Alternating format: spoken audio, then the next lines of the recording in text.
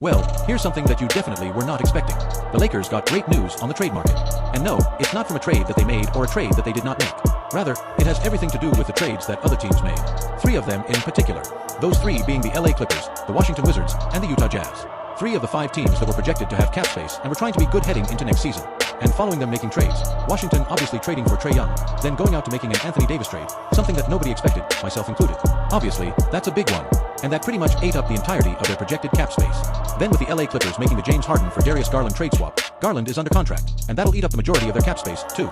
Then finally for Utah, making the Jaren Jackson Jr. trade, also eating up the majority of their cap space and pretty much taking them off the table, basically leaving the Lakers as the last competitive team left with actual projected cap space. At this point, projected to have $55.6 million in cap space this summer. And no, maybe not what you want to hear. Not at the trade deadline where you'd like to see them make a trade. But if there is any silver lining to them maybe not making a trade, not making a big trade, or trading for any player that has the contract beyond this season, this would definitely have to be it. Yes, it might be overrated and obviously they have to do something with that cap space, go out and make the right free agent signing and target the right player, but it theoretically could give them a major advantage on the free agent market with a few specific targets that do make a lot of sense to their team. But even apart from that, and don't worry, we'll talk more about it. I'll break down the cap implications and what the Lakers may or may not do on the free agent market with this projected cap space. But even apart from that, trades going on and even trades that have not happened yet but are probably likely to happen might give the Lakers an opportunity on the buyout market. Again, maybe something you don't want to hear about at this point, but it might be the only real pathway for them to make a major improvement. Adding a veteran that could help their team right now and can maybe help fill a final need on their team that they need to be filled. We're going to talk about that. Talk about a likely buyout candidate if he does get traded, which I'm sure you might have heard about already. We're going to go through that and then talk about the cap space implications a bit more too. But to begin, I think we'll start with the buyout market stuff. Not going to go too far into it as obviously it is purely hypothetical unlike the cap space stuff which is a real thing. But there are a few buyout market candidates that the Lakers could be interested in and apparently one that would want to join their team if he were to be bought out. That player being Draymond Green. And no, not be bought out by Golden State. That's not going to happen. But if they do happen to be the team to win the Giannis Antetokounmpo sweepstakes, make the trade for him and one that probably would require Draymond Green to make the money work, and if they're not going to trade Jimmy Butler if Milwaukee wouldn't take him back in return for that trade, then Draymond Green would likely have to be traded. And according to Brian Winder's ESPN, the Lakers and Draymond Green would have mutual interest in that if that happened, saying quote unquote, if he were to be traded, his plan would not be to remain in Milwaukee. He would want to be moved on. And while the team that he would like to be moved on to would apparently happen to be the Lakers, I mean, we've heard about his interest in playing with LeBron. I think he's probably the biggest LeBron fanboy out there at this point, even though they've faced off in multiple NBA finals before. Draymond would very much like to play with LeBron. And while this might be his opportunity, now I don't see Golden State as the front runner to get Giannis. But if they simply make a big trade, whether it be for Giannis or John Morant or whoever it might be for, Draymond Green would likely have to be traded as there is very little to absolutely no interest in taking on Jimmy Butler's contract, which there definitely shouldn't be. So, if that would happen, would the Lakers want him and would that be a good fit? Well, it's not really a for sure thing. Obviously, he has to be traded first and then bought out, but after that point, what would they be getting with Draymond Green? Now, obviously not the prime version of Draymond Green, hasn't been an all-star in half a decade now, currently averaging 4 points per game, 7 rebounds per game, 2 assists per game, roughly 1 steal per game, and nearly 1 block per game. Still a very effective defender. I mean, he finished 3rd place in Defensive Player of the Year voting last season, even at 34 years old. So, he definitely could improve their defense and wouldn't be a bad fit in that regard. But if we're trying to make the fit of Luka, Austin, LeBron, then a 4th and 5th player around them work, maybe not the best fit for that. I mean, maybe it would, maybe it wouldn't. Then again, we're talking about a guy that's played his entire career with Steph Curry, and they are very different players compared to him. Again, not saying it definitely wouldn't work or would work, but it would be very different for him and a very different situation for him. However, if he would actually be bought out and if it would really come down to that, then he'd want to join their team. I'd have a hard time saying no for a minimum contract. At that point, you kind of disregard fit and think about it later. Add the best player off the bio market, the best guy that would give your team the best chance to make a run during the postseason. Even if it might not be the best theoretical fit, especially offensively, at that point, I'd do it. Even though I don't find it incredibly likely as I don't think Golden State will make a trade for Giannis. But even apart from that one following the many trades that have been happening in the past day again, none of which involving the Lakers at least not yet, and unfortunately not yet, but one that did involve Lonzo Ball being traded to the Utah Jazz, and according to reports and according to Shams Charania, he liked you'll never play for them saying quote unquote the Jazz are expected to waive Lonzo Ball allowing him to become a free agent therefore. Allowing him to pick his next team and pick his next opportunity if there's a team that wants him which in my opinion for a veteran minimum, I think there will be even in spite of him having a pretty terrible year with Cleveland. Playing in 35 games to their team, averaging under 5 points per game, grabbing 4 rebounds per game, dishing out roughly 4 assists per game, only 2-1.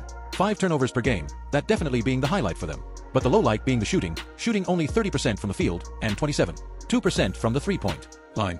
And no, I'm not joking about that. 30% from the field and 27% from the 3-point line.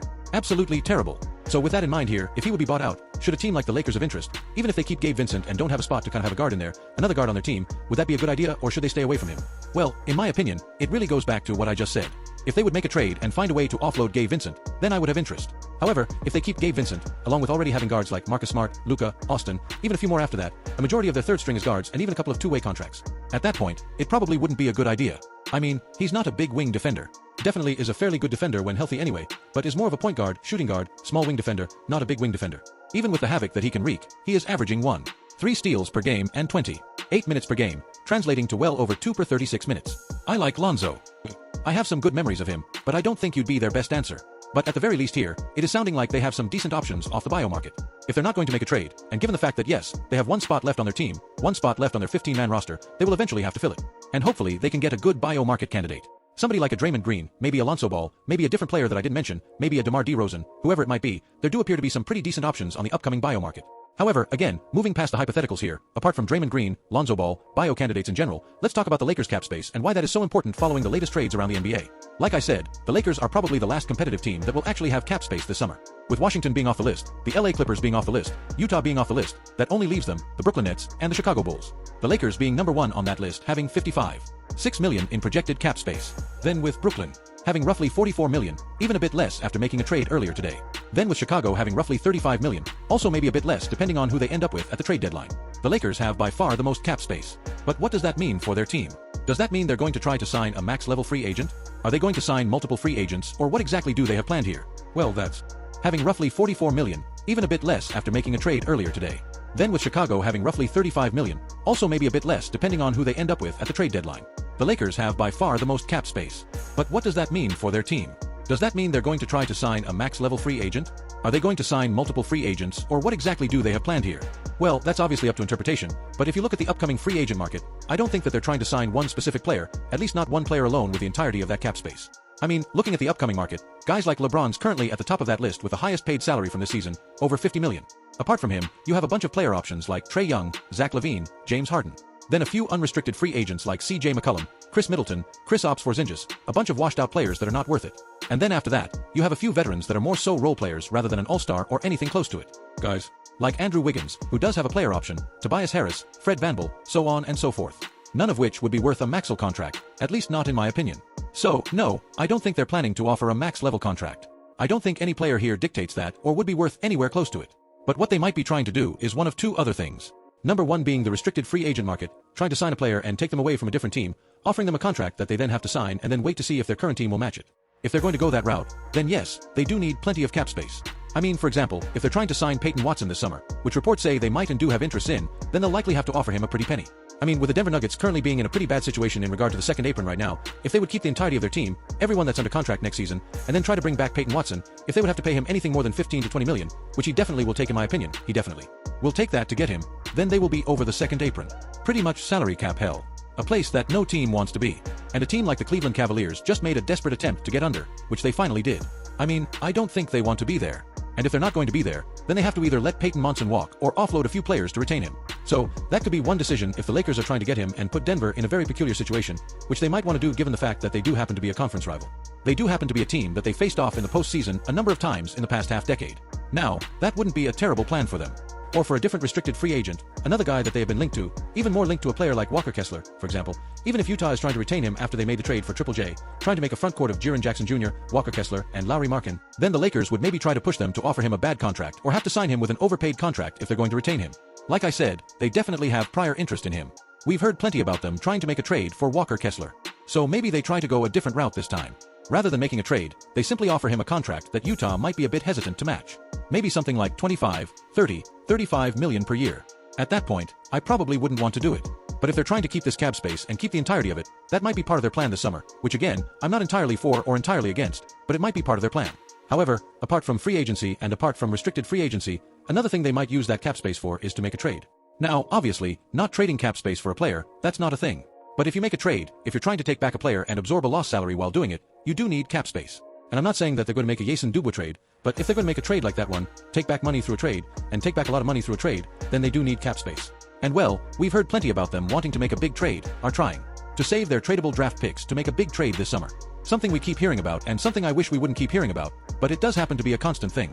At that point, yes, they would need cap space to make a trade like that.